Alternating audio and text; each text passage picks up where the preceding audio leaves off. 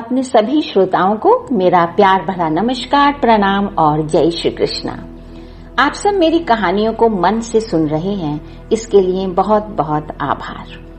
तीसरे संस्मरण में हमने देखा था कि अब घर में शादी की रौनक की मिठास भरी पूरी थी।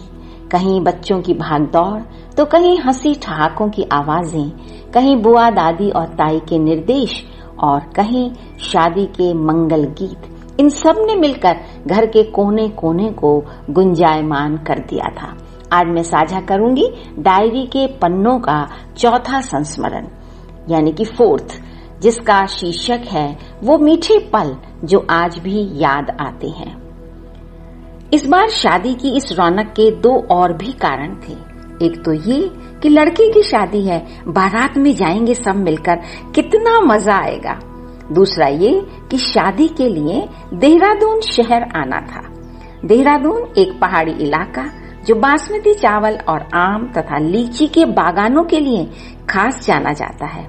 यही नहीं, पहाड़ों की रानी मसूरी जिसके बिल्कुल पास है, और धनौल्टी के झरने, ऊंचे चीड़ के मनमोहक वृक्ष आपको यहीं देखने को मिलते हैं।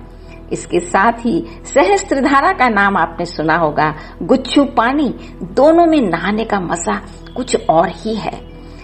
राजपुर रोड और पलटन बाजार की सैर भी खास तौर से महिलाओं को बहुत लुभाती है। बुआ ने कल ही पिताजी से कह दिया था कि भैया मेहमानों के लिए आज घूमने जाने का इंतजाम कर देना। भला बुआ की आज्ञा कैसे टाल सकते थे। तो आज पिताजी ने सुबह 7 बजे 2 बसें सैर सपाटे के लिए मंगवा दी थी। फिर क्या था, एक बस में कुछ मेहमान सहस्त्रधारा के लिए निकल पड़े। बस दातुन कुल्ला ही किया था, क्योंकि नहाना तो आज वहां था। सुबह सुबह का समय था, सड़कें भी खाली थी। बस हवा से बातें करती हुई केवल आधा घंटे में सहस्त्रधारा पहुंच गई। ये देहरादून का एक खास पिकनिक स्पॉट है, जहां चारों ओर खड़े ऊंचे ऊंचे पहाड़ों से जल की हजारों धाराएं फूट रही हैं। इसीलिए इसका नाम सहस्त्रधारा है। या यूं कहिए कि छोटे बड़े झरने झरझर करते तेज रफ्तार से नीचे गिरते हैं, जिनका जल नीचे बड़े बड़े पत्थरों को रखकर रोकने का प्रयास किया गया है, और लोग उसी जल में मस्ती से नहाते हैं और झरनों के नीचे खड़े होकर भी नहाते हैं। झरनों से बहते जल पर पड़ती हुई उगते सूरज की लाल सुनहरी किरणों ने जो दृश्य अंकित किया था, उसकी छटा अद्भुत थी। मानो सभी मेहमान उस अद्भुत दृश्य को अपनी आंखों में कैद करके ले जाना चाहते थे। लगभग 1 घंटा सभी ने एक दूसरे पर हाथों से उछाल उछाल कर खूब पानी फेंका, खूब मस्ती करी, भरपूर आनंद उठाया, और इसके बाद गीले कपड़े बदलकर उसी बस में बैठकर घर की ओर रवाना हो गए।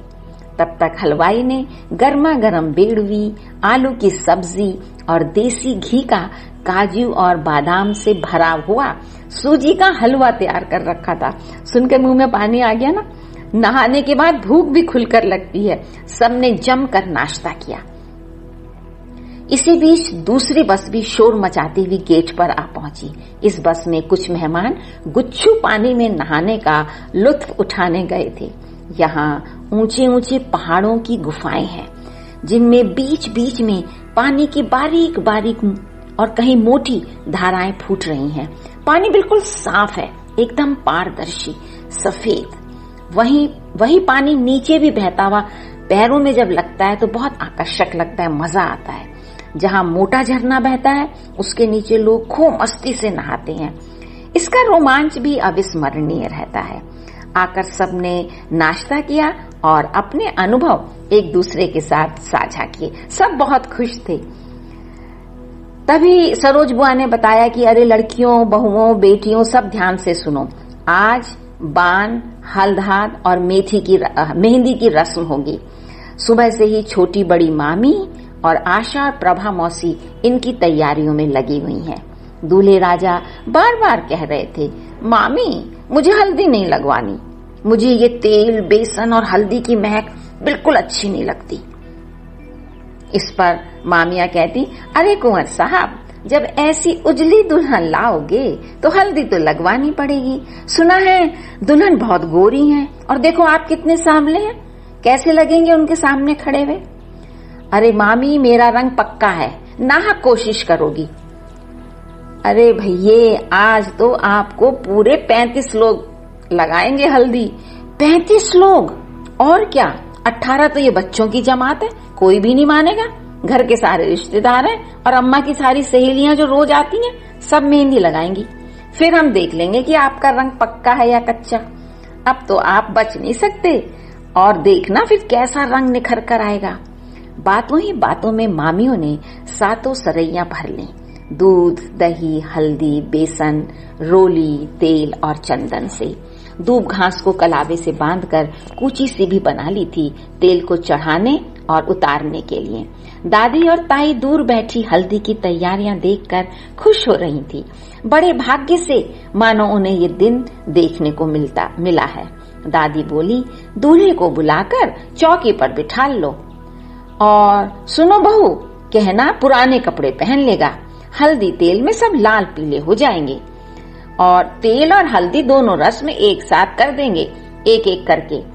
और फिर जैसे ही शुरू हुआ हल्दी तेल का कार्यक्रम, अभी लगानी शुरू भी नहीं करी थी कि इसी बीच राधा तेजी से दौड़ती दौड़ती आई, अपने गीले लंबे बालों को संवारती हुई, और बोली, ठहरो ठहरो ठहरो, मैं अपने मामू की हल्दी के लिए कुछ लिख कर लाई हूँ, एक छोटा सा गीत बना के लाई हूँ, प्लीज मेरा गाना सुन लो। सरोज बुआ सुना दू ना। सरोज बुआ को तो बच्चे बहुत ही अच्छे लगते थे, वो तो उनकी जान थे। बोले, अरे राधा जरूर सुनाओ बिटिया, ये तो बड़ी अच्छी बात है कि तुम गाना लिख कर लाई और सुनाना चाहती हो। शाबाश बेटा सुनाओ। और सभी बच्चों की टोली ने इरशाद इरशाद कहकर राधा की हौसला अफजाई करी, और फिर राधा ने अपना लिखा गाना सुनाना शुरू किया। कितने प्यारे होंगे वो पल जब माँ बहनों भाभी के संग दूल्हे को हल्दी लगाएंगे। मोतियन से थाल सजा होगा, घर अंगना महका सा होगा, वो हल्द हाथ अनुपम होगा, वो हल्द हाथ अनुपम होगा, वो हल्द हाथ अनुपम होगा, वो हल्द हाथ अनुपम होगा। आमों के बंधन वारों से, शादी के मंगल गीतों से, ढोलक की बजती थापों से, घुंघरू की मीठी छन छन से, सखियों के हंसी ठहाकों से, गूंजत कोना कोना होगा, वो हल्द हाथ अनुपम होगा, वो हल्द हाथ अनुपम होगा, वो हल्द हाथ अनुपम होगा, वो हल्द हाथ अनुपम होगा। दूल्हे की सब सखियां होंगी, बहनें होंगी, भाभी होंगी, गजरारे नैनों वाली, घुघराले इल्कों वाली, लहराती चुनरी वाली, कुछ गौर वर्ण श्यामल कोई, चंचल नटखट भोली कोई, रस भरी रसीली मत वाली, मुस्काती सी इठलाती सी दूल्हे के हल्द लगाएंगे, कुछ पूछेंगे बतलाएंगे, कानों में मिश्री घोलेंगे। कितना मीठा अनुभव होगा, वो हल्द हाथ अनुपम होगा, वो हल्द हाथ अनुपम होगा, वो हल्द हाथ अनुपम होगा, वो हल्द हाथ अनुपम होगा, वो हल्द हाथ अनुपम होगा। राधा का गीत सुनकर सब बहुत खुश हुए, और सारे बच्चों ने तालियां बजा बजाकर अपनी खुशी जाहिर की, और दूल्हे मामू तो पटरे से उठकर उन्होंने तो राधा को गले लगा लिया और बड़ी देर तक थपथपाते रहे। कहने लगे, बेटा तुम वाकई बहुत सुंदर लिख कर लाई और तुमने गाया भी बड़ा अच्छा। खैर फिर शुरू हुआ तेल और हल्दी का कार्यक्रम, पूरी मौज मस्ती के साथ। सब तैयार थे हल्दी लगाने के लिए, और रज्जों ने ढोलक पर हल्दी के गीत गाए। हल्दहात के दिन घर में खाने के लिए जो लंच बनता है उसमें पकौड़ी की कढ़ी और चावल जरूर बनाए जाते हैं, और आस पड़ोस के सभी लोगों को न्योता भी दिया जाता है। तो ऐसा ही सब कुछ हुआ। सबने मिलकर रगड़ रगड़ कर दूल्हे के खूब हल्दी लगाई। सचमुच जब बन्ना बाद में नहाकर आया तो उसका ऐसा रूप निखर गया था कि फौरन अम्मा और बुआ ने नजर उतारी और कह दिया कि भैया अब आप घर से बाहर नहीं निकलेंगे जब तक दुल्हन नहीं ले आएंगे। बेचारा दूल्हा भी क्या करता, चुपचाप मानकर बैठ गए।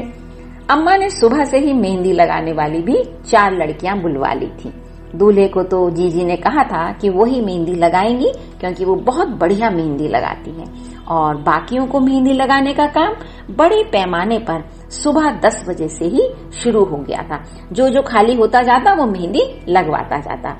आज पूरे कुनबे की बहू बेटियों को मेहंदी लगती है, और यही नहीं, आस पड़ोस की जितनी भी बहनें, बेटियां, बहुएं हैं, उन सबको भी मेहंदी घर में लगवाई जाती है, क्योंकि ये बहुत अच्छा शगुन माना जाता है, सुहाग का प्रतीक होता है ये। शाम को ताऊजी ने रामू काका से कहकर 6 तांगे मंगवा लिए थे। 3 में बैठकर राजपुर रोड की सैर करने के लिए लड़के चले गए, और रास्ते में उन्होंने शिव मंदिर और डियर पार्क देखा, और 3 तांगों में घर की बहू बेटियां बैठकर पलटन बाजार घूमने गईं। वहां की मशहूर कुम्हार की कुल्फी खाई, आलू की टिक्की, गोलगप्पे खाए, ये चीजें वहां की बड़ी मशहूर हैं। और किसी ने छोटी मोटी खरीदारी भी की, क्योंकि कल बारात में जाना था, इसलिए 2 घंटे में ही सब घर लौट आए, और जल्दी खाना खाकर उन्हीं मीठे ख्यालों की खुमारी में सब आज जल्दी सो गए थे। तो ये तो था हमारा चौथा संस्मरण।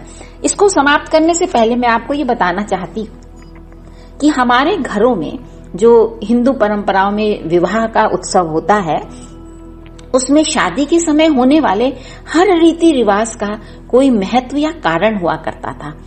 आज भी है उसका वही कारण और महत्व। जैसे दादी ने कहा, बहू पहले घर के दरवाजों पर सतिये बना लो, आम की बंधनवार लगा लो। आपको मालूम है सतिया यानी कि जिसको हम स्वास्तिक चिन्ह कहते हैं, ये शुभ, सत्य और सात्विक चिन्ह माना जाता है। इसकी 4 रेखाएं होती हैं, जिन रेखाओं में हम ये मानते हैं कि ये ब्रह्मा, विष्णु, महेश और गणेश का निवास है, उनका ये प्रतीक है। और यही 4 जो रेखाएं हैं, ये धर्म, अर्थ, काम और मोक्ष का प्रतीक है। इसलिए हम हर समय जब भी कोई पूजा का शुभ कार्य करते हैं तो स्वास्तिक का चिन्ह बनाते हैं। हवन के समय भी इसको बनाया जाता है, थाली में भी हम इसे बनाकर पूजा का काम शुरू करते हैं। और आम की बंधनवार पेड़ पर लगाई जाती है।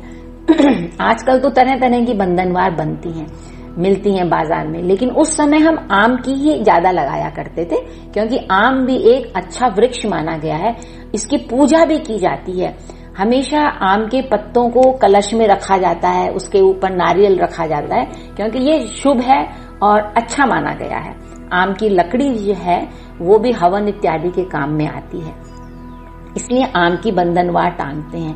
कहते हैं यदि द्वार पर स्वास्तिक का चिन्ह है और आम की बंधनवार लगी है तो उस द्वार से कोई भी नेगेटिविटी घर के अंदर प्रवेश नहीं करेगी, सब कुछ शुभ और मांगलिक होगा, सारा कार्य बिना विघ्न बाधा के संपूर्ण हो जाएगा।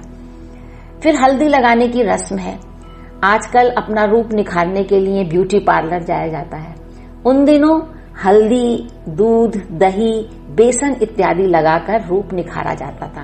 तो इस समय उसको, इस रिवाज को भी उन्होंने एक पूरा रस्म बना दिया था, ताकि सब मिलकर दूल्हे को, या लड़की की शादी है तो दुल्हन को हल्दी लगाएं ताकि उनका रूप निखर आए।